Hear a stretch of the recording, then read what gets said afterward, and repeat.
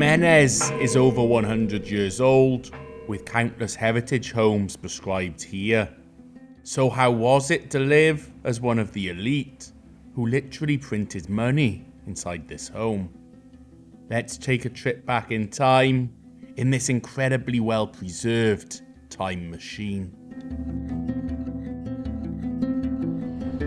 I came to Jimenez my first time ever in Miss Oc back in 2022, and I saw many of the ancestral houses on the high street, but this one, Casa Bacarra, I hadn't seen yet.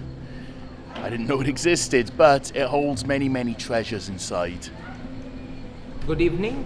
Welcome to Casa Herencia Residencia de Bacarra Tac'an, the ancestral heritage house of Rusito Bacarra, the original owner of this house, married to Arsenia Tac'an of Jimenez, Misamis Occidental. Now, this is a Victorian-inspired mansion that was built during the first quarter of the 20th century, during the early American occupation in 1914. The owner, Rusito Bacarra, was commissioned by then General Douglas MacArthur to print the Mindanao emergency money as well as the Misamis Occidental emergency circulating notes using this printing machine that came all the way from the United States during the time. Okay? So this is the original manual printing press that was used during the Second World War. The notes are exhibited there. Those notes were actually used during the Second World War side by side with the Japanese Mickey Mouse money. This one contains the original design sketches that were approved by General Douglas MacArthur. It's from Physics Mindanao Academy, huh? Yes. Oh, wow. That's here in Jimenez, Misamis Occidental before. Yeah. Okay. And this is the complete set of the notes. Complete set including signature combination that were printed in the Bacarra Printing Press during the time. A historic house, that's for sure. Then we have also documents that were used by the Coteponeros during the revolutionary period. We have here a very important piece of document that's signed by General Emilio Aguinaldo, our first president in the Philippines, and then you have there a dagger. They use that for the sandugo. We call that sandugo. When somebody is going to join the Katipunan, he is going to sign his pledge of allegiance by using his blood, his own blood, okay? And before that, he has to cut his skin using that piece of knife. Then we have also an 1848 pistol that was used by the revolutionaries during the time. You have there the bullet. They have to put some gunpowder and insert the bullet. And they start firing. It's only good for 6 shots. After that, they're going to throw it away and use the bolo. The revolutionaries during the time, they have this insignia put in their hats, and then they have there this certificate that they are members of the Katipunan. Now here in Mindanao, our ancestors fought against the colonizers using these weapons. So we have here a kris that was used by the Maranao people. And then we have here an original kampilan that was used by the Maguindanao. Then we have other weapons there. Here you will find a facsimile of the most important books of Jose Rizal, the Noli Me Tangere and the El Filibusterismo. Rizal, of course, was exiled to nearby Dapitan. The ground floor hosts the restaurant, and it's pretty grand.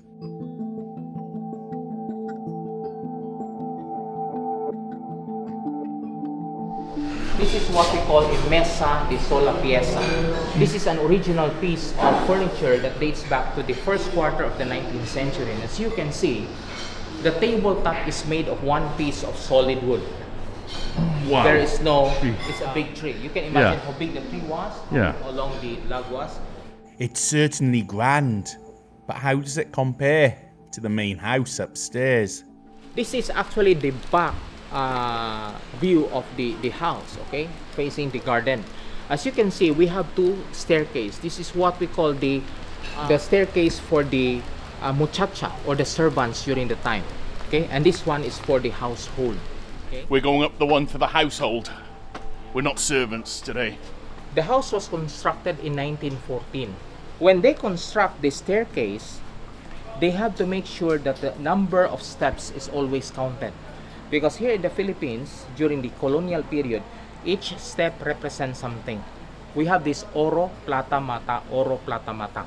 Oro stands for gold, plata stands for silver, and mata stands for means bad luck. They have to make sure that the last step here will always land on oro, gold. It will stop on mata. They have to tear it down and build it again. We have two kinds of muchachas in the house. We have the aliping pamamahay and the aliping sa gigilid. The aliping pamamahay are those servants who were actually assigned inside the house. The aliping sa gigilid are those servants that are assigned outside of the house. So as you knock on the door, the aliping pamamahay is going to welcome you to come inside the antesala. For a while. Okay. You're the servant today.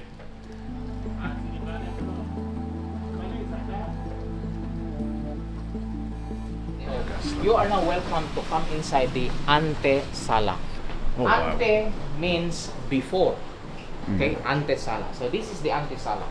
Now, normally, the men during the time, we call them señorito. They use this so-called baston, cane. Okay, cane. This is original.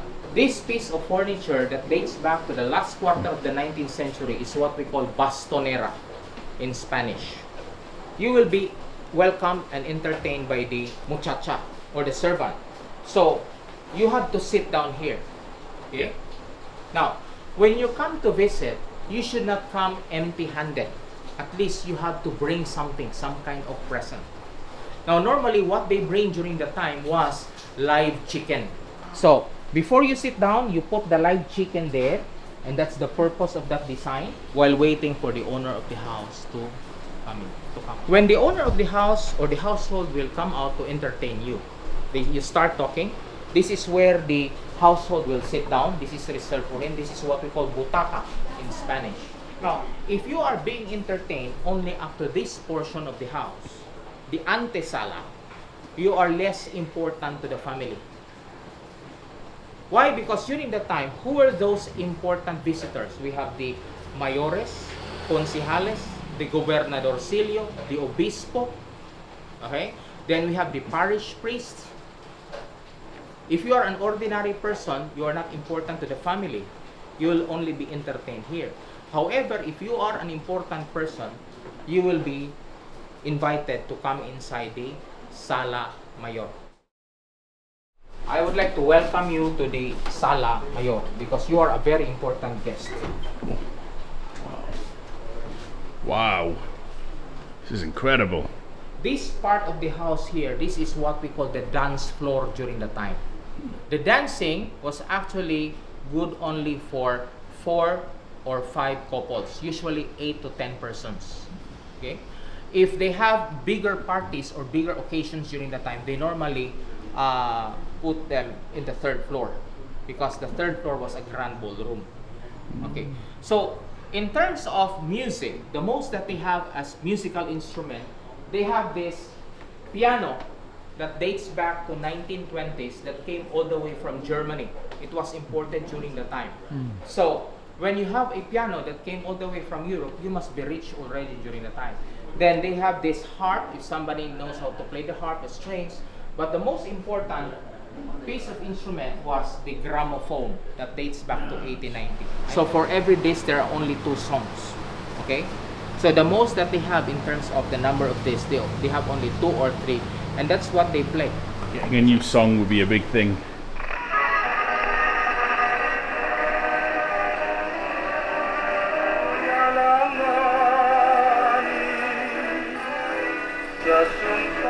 Now, the pride of owning a table in Filipino houses during the colonial period has something to do with owning the longest table, the widest table, and the thickest, wherein the tabletop is made of 1 piece of solid wood.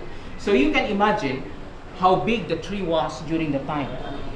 The tabletop is made of only 1 piece of solid wood. Okay? Everything was done manually, and how the thickness is very hard. Now on this part of the house, this is what we call the dining place, or in Spanish it is what we call comedor. For newlywed couples, they have a small dining table that is only good for 2 to 3 persons because it's a new family. Okay? As members of the family will grow in number, the table becomes longer. So as more children is born in the family, the table becomes longer. As you can see, this dining table is made of several pieces of furniture. So as more children is born into the family, the table becomes longer. 10, 12, or 14 children. Because Filipinos during the time were big families. And the dining chairs are made of the hardest wood in the Philippines we call tiger kamagong. They have here blue dining wares that came all the way from Europe during the time. So rich families who can afford to send their children to study in Europe, they adopt the cultural lifestyle in Europe. When they come back to the Philippines, they are what we call ilustrados, and they bring along with them these dining wares coming from Europe. For the rich class, they also use silver spoon and fork. The middle class use the so-called orange wares. Those are the orange wares. Yeah. The lower class use the colorless wares. This is what we call sartin for the lowest class. Okay? Perhaps one of the most interesting item that we have here is this old traditional refrigerator. We call this paminggalan. This is where they store their food during the time, and air can pass through in and out. And in order to protect the food from ant attacks, they usually put a can there in every foot. They can with water. Wealth at this time was really a reflection of where the owners had been. During the last quarter of the 19th century, we already had the opportunity to import some furniture coming from Europe in Vienna, Austria. So this is an original bent wood that came all the way from Austria. This is wood bent and then with original marble tabletop. Portrait of King Philip II of Spain, where Philippines was named after him. This is his grandson, King Philip IV of Spain, and they were all painted by one of the most foremost painters of Imelda Marcos, Eladio Santos, during that time. Mariposa is a Spanish term for butterfly. This piece of furniture is only for the rich class. It's actually made of yellow nara. By the way, this is the portrait, the picture of Mr. Rosito Bacarra, married to his first wife, Arsenia Tang-an. So welcome to the Cuarto de Señorita, or the ladies' room. You will find an original poster bed. Now, normally, ladies during the time didn't have any societal participation. They were not allowed to run for or to work for public office. So most of the time, they are in the house. So while inside the house, they sit on that rocking chair or tumba-tumba. Okay? While they do some ganchilli works, crochet. Okay? Or if not, they are going to sew some clothes using this máquina de mano. This is where they put their personal belongings when they travel. Okay? And it's very heavy. Yeah, if you are going to ride on a plane, you will always have an excess baggage. Yeah. My father still has one from my grandfather. Yeah, You can still smell the original antique wood.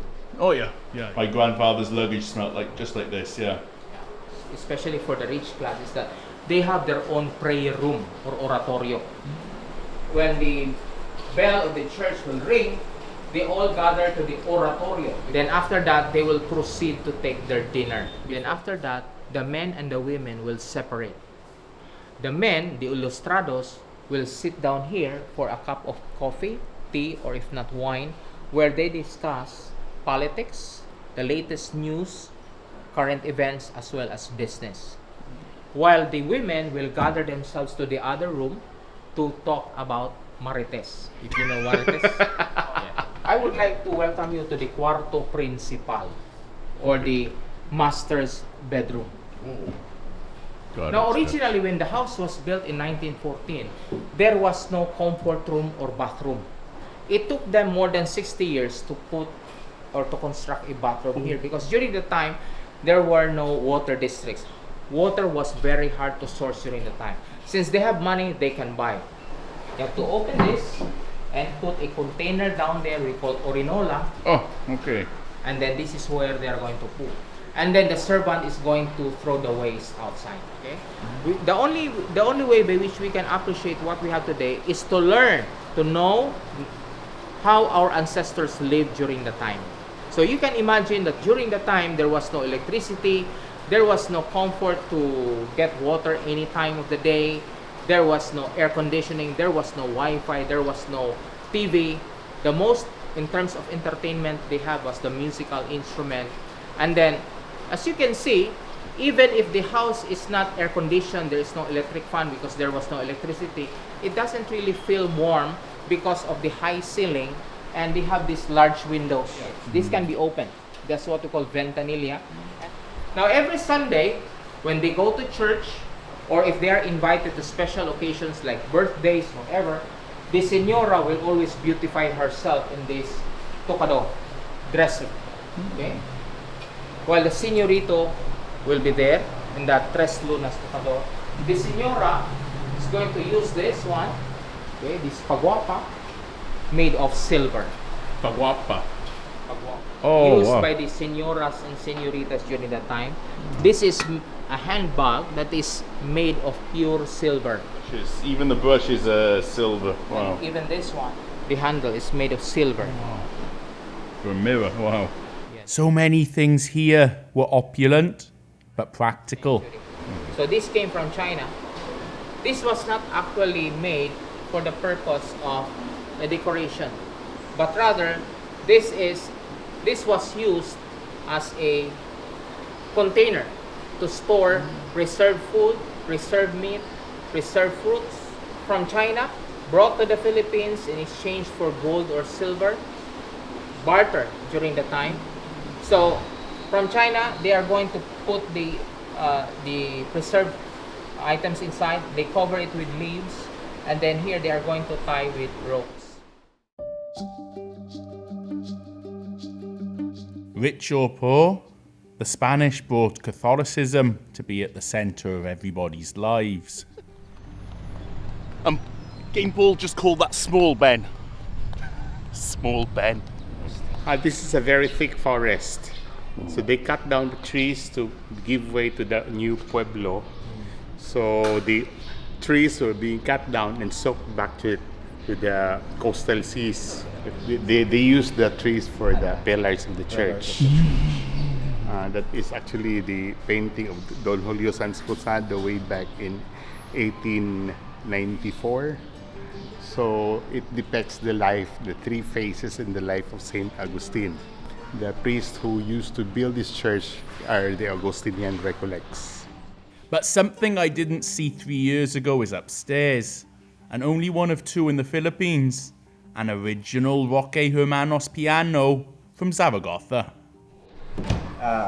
So actually inside, there are around 400 pipes in all that makes the whole pipe organ.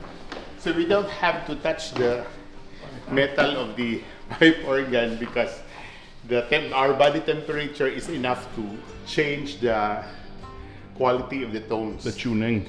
Oh. Yes. You have to do this one all the way through when you operate the pipe organ. So it won't play without that. Yes, you have to do it always, all the way through when you sing. Oi.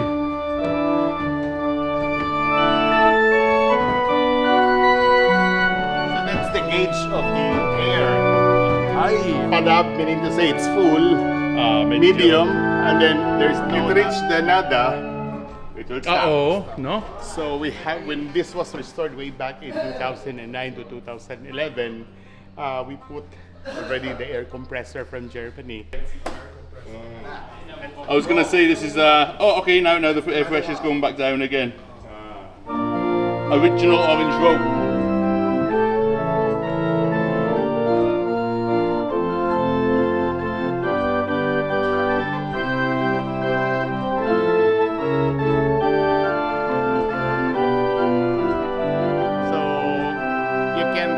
can probably say that in your imagination, there is this kind of church which is located in northern Mindanao.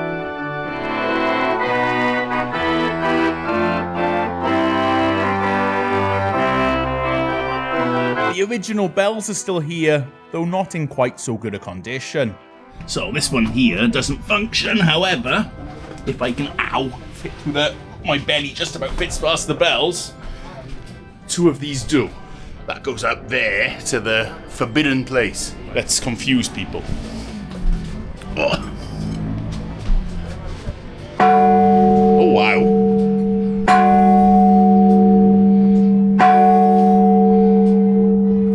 1896 bells. Wow, okay. Let's give it a go again.